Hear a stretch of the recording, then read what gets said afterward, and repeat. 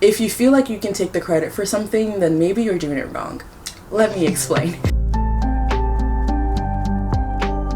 I've been thinking about the idea of glory and taking credit for things, and how the ultimate glory belongs to God, and we don't actually have the capacity to carry glory. Like, glory is when you try to like find out the meaning of it biblically, like one thing that I've come across is like glory is its worth, its worthiness, it has a weight. Though there's a weight to glory. And so I think of it kind of like gold bars, and someone's like, oh, you did well, here's a gold bar, and we want to collect all these gold bars, but you can't hold them all. Like, you will collapse under the weight. We're just not made to carry it, but God is, he can carry it because he is worthy of it. He has the weight to carry all of the weight of glory, and we come under him, and within him we know that we are glorified within God's glory, not a glory that we seek for ourselves, but just like Jesus was glorified with the sacrifice that he did for us. So it's relying on the fact that we don't have to take glory for ourselves. We don't have to accept the glory given to us by others, but knowing that our glory comes from God. And us being children of God, if God our Father is glorified, if the household is glorified and our Father is, then we are included in that. You know, it's like, praise the kingdom, and I am in the kingdom, so I am included in that. And knowing that ultimately God will reward us for the work that we do, and his glory, his worthiness that he ascribes to us is worth it. Like, he is giving us all that we need, so we don't need to take more from others. So yeah, just thinking of that idea of glory and worth, and who gets the praise and the credit for all that we do. And it's something that struck me of like, it's a theory that I have of, if you feel like you can take the credit for something, then maybe you're doing it wrong. Let me explain. I can remember some like creative projects and stuff like that I've done for the church, some of which have been like so difficult, like editing a testimony video that was 20 minutes long to tell the full story, and it's supposed to be like 5 minutes long or something, like 5-6 minutes, and I'm like, this is impossible, I don't know how to do this. And I really had to lean on God for that one. Like, that I learned surrender again and again during that project, and was just like, God, I can't do this, but I know you can. This is your story that you want to tell, so help me to tell it well. Like, guide my hands as I edit. And we did it. We shortened it. I don't remember the full runtime, but it was, I think, like 5-6 minutes, a lot shorter than 20, and the full story was still in there. And in that instance, it's like, I really know when people are like, oh my gosh, you did such a great job with that, like, awesome. And it's like, yes, but I really cannot take the credit, because God helped the whole process, and even the editing, I know for a fact that I would not have been able to deliver that if not for God, because I just was like, here, this is yours, I can't do it on my own, please help me. And that act of surrendering it to him and inviting him into the process, it really helped, and I know that it was vital to the project being completed. So when I'm tempted to take the credit of like, I did this great thing, I made this great video, it's like, I know the truth, and the truth is I didn't do it alone, because I don't have the capability to do it alone.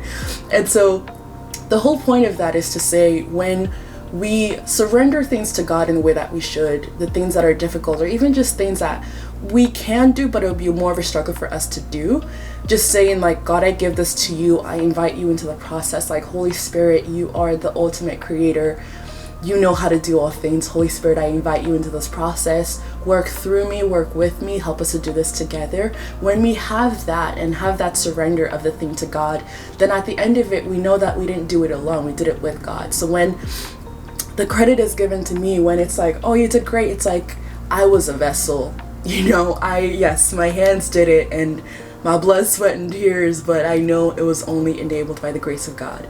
And so it struck me that maybe I should have that attitude towards a lot of things that I do, because in that case, it wasn't me fighting myself and fighting my pride to be like, no, I have to give God the glory and the praise for everything. So even though I feel like I want to take the praise right now, like, I should not take it is just an overflow of like, no, the reality is like in my heart of hearts, I know I didn't do this by myself, and so I cannot take credit for doing it by myself. So I think the key is to have that realization like inwards. So it's not like us forcing ourselves to be like, no, it's not me, it's God, but it's just like overflowing, like having this mental like understanding that I surrendered this to God at the beginning of it. I didn't do this alone. We did it together. So when you're trying to give me praise for it, I can just say like, oh, to God be the glory, because I witnessed him do it through me. Like I invited him in, I asked him to do his best work through me, and he did. So yeah, that's the beauty of it. So I think learning to do work with God, you know, as much as, you know, in all that we do it for the Lord. I think part of doing it for the Lord, or it's different but related, is doing it with the Lord, inviting God into the process of all that we do, instead of just, I think of it like God is our father, and our dad comes, he's like, hey kid, I have this puzzle that I want us to do together, like this project, you want to do it? And it's like, yeah. And I feel like I have a tendency to just take that project and run away and do it by myself, of like, all right, God has this work for me to do, I'm gonna take it, I'm gonna run, I'm gonna do it excellently, it's gonna be great. And it's like, yeah, that's cool, you know, getting it done, but I think God is just like, oh, okay, I wanted us to do it together. Like, I didn't just bring it so you could just run away and do it. It's like, this is a project for us to do, like dad and son, dad and daughter, of like, let's collaborate, like let's have fun, let's grow closer through this process. So I think changing the lens by which we view the work that we do to be a collaboration process, instead of just like being like, okay, send out, do this, you're on your own. It's like, no, let's do this together. Like, let's schedule time, let's sit down, let's collaborate, like let's do our individual parts, but do it collectively, you know? So that's something I'm learning about the beauty of doing God's work, or really any work too. Like even with my work for my job, of like, sometimes I have tough problems to solve that I don't know how to solve, and I know God has gotten me through some really tough times that I'm like, I don't know how to do this, Lord, but you are the master engineer, you've created engineering, you can see the future, you know how this will be solved, so just like let me know right now. And I can see him come through in so many ways that I know that it wasn't just me, and I could see that collaboration in process.